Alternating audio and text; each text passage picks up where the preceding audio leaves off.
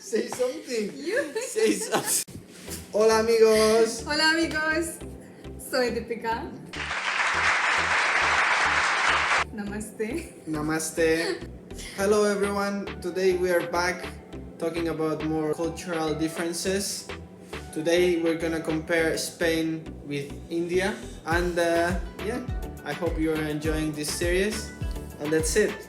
Let's start with the first point.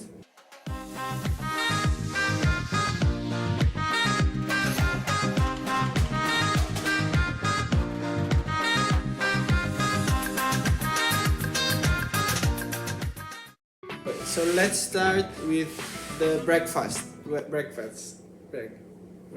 which is the classic breakfast, or actually the differences you've been feeling with the Indian breakfast and the breakfast in the UK, because we are recording this now in the UK.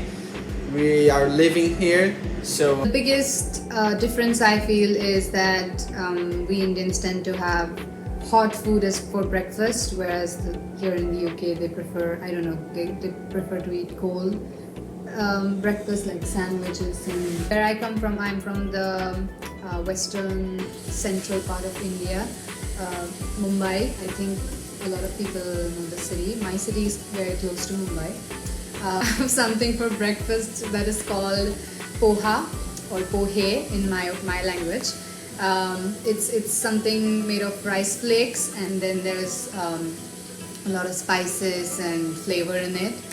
That's like the most famous dish from my city. Other than that, I think we have a lot of street food for breakfast, like there's vada pav. But yeah, there are a lot of other ingredients too. but everything is hot, no? Everything is hot. Most of the things are hot. They're flavorful, they're spicy.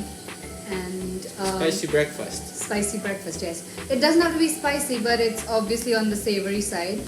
And almost everyone will have tea with it, hot tea. Hot tea. Hot tea, yes.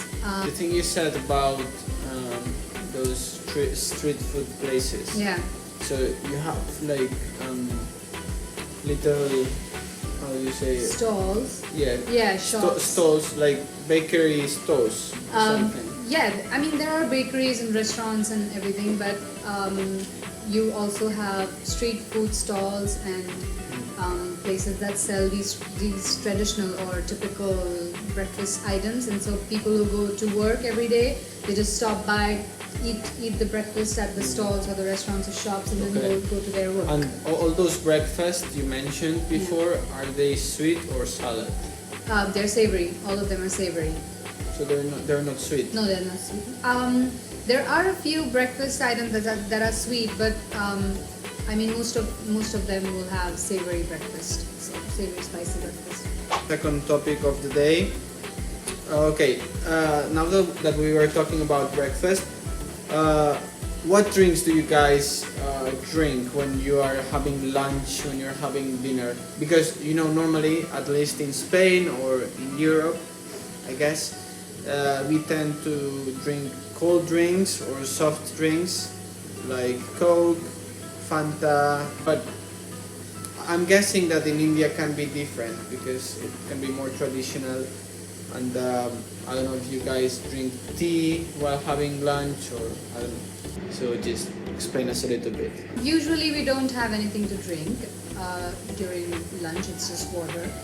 And the tea is usually in the mornings and in the evenings. So usually people come back from work and have tea.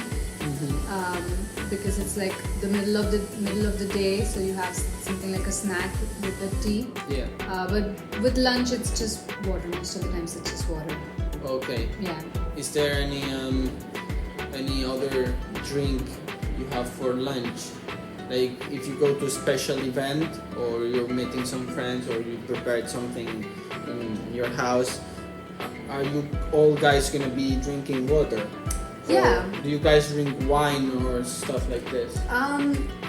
It's a mixture. I mean, traditionally we wouldn't drink wine, but when it's about the occasion. If it's about celebrating something, then probably we could have wine or something. But mostly if it's traditional food, if it's traditional Indian food, and we're having lunch together, we wouldn't have any drinks with it. Okay. Do you guys think that if you drink something like Coke or any soft drink like that, do you think this could like remove the flavor from the food you've been Yeah, cooking? maybe, I think so, because I think it doesn't really go well with the soft drinks. Yeah. Because it's very spicy and flavorful, and Yeah. I think that doesn't match very well with the flavors of the food probably, and that's why people don't prefer drinking anything with it. It's just about the flavor. Yeah, I remember drinking Coke while having some spicy food, and it's a weird feeling. Yeah, it's a a very weird like a feeling. contrast thing. Yeah, It doesn't go. It doesn't go.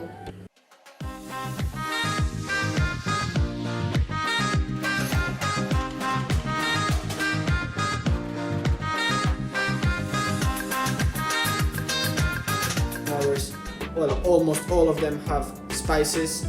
So what can you tell us about the traditional food?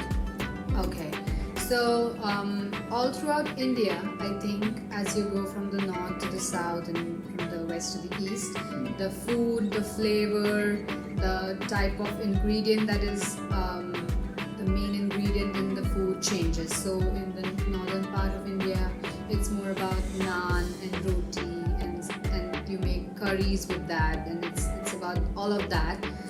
Could you explain what is a naan? A naan is like a flat bread. It's made of wheat, sometimes other pulses like bajra and a lot of other pulses, and it's basically a flat bread. You can add flavors to it. You can add garlic to it. You can add coriander to it. Sometimes you can add potatoes to it.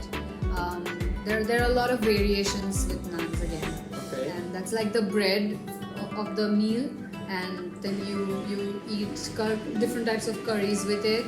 Okay. And so most of that is what they eat in northern part of India. You go to the south, things change a lot because they use rice as their main ingredient. They eat rice, and they make different things with rice as the main ingredient. So there's something called as a dosa, which is also like a flat bread, or you could call it a crepe. It has the consistency and the appearance of a crepe. Yeah. It's made from rice flour and some other pulses flour, and you make chutneys with it. And also there's the hero of the dish is the sambar, which is like a very spicy hot curry made with vegetables and different South Indian spices. And yeah, so they have that as their main. There's something called as idli. Idli is again like a small pancake. It's very difficult to explain it in like the English terms because without seeing what it actually means. Yeah, but they will have some pictures. Yeah. Okay. So then there's something called as idli, and it's also made of rice flour. You have to steam it basically, and you have to make it in the pressure cooker. And that's their main food. And any popular dessert or traditional dessert you guys have? Dessert. So again, in North India, there's gajar ka halwa. So there's something that they make from carrots. There's Like a cake? no, it's like minced carrot with cashews and sweet flavor, sugary flavor. It's called gajar ka halwa. And in the south? In the south, you would have something called as payasam. Payasam is, I think it's vermicelli, but it's cooked with milk and condensed milk, cashews, lots of nuts in there, sugar. It's called kheer. Kheer. Lot of different Indian words here. From where I am, from the western part, we have like sort of a mixture of north and south food, but it's still different from both the places. We have something called as a chapati, which is a very thinner, different variation of a naan. Naan is quite thick. A chapati is very flat and soft and small usually, and we eat it with dry vegetables usually. So it's not like a big curry or something. It's usually dry vegetables. And yeah, I think the eastern part again has different cuisines, and I think they have a little bit of an influence of other Asian foods. So because they're closer. So a little bit of that, but obviously they have wonderful flavors there too. So for those people who don't know about how the holy animals work in India, if you go to India, you can see like cows on the street. You can see them everywhere because it's a holy animal, right? So what can you sell, or what can you get out of the milk? Because you cannot eat this animal because it's holy, but you can get the milk, right? Yeah. So what can you get from the cow? So cow milk is basically used for making paneer. Paneer is Indian cottage cheese. That's the most commonly used ingredient in a lot of North Indian dishes, and it's very famous because it's very nutritious. You can also make something sweet out of the cow milk. In my language we call it kharvas. It's basically like a super condensed form of cow milk. It's very sweet because you condense it so much, it gets the sweetness of originally that is present in the cow milk. So you don't add sweet to it. It's just because it's so much condensed, it's sweet on its own.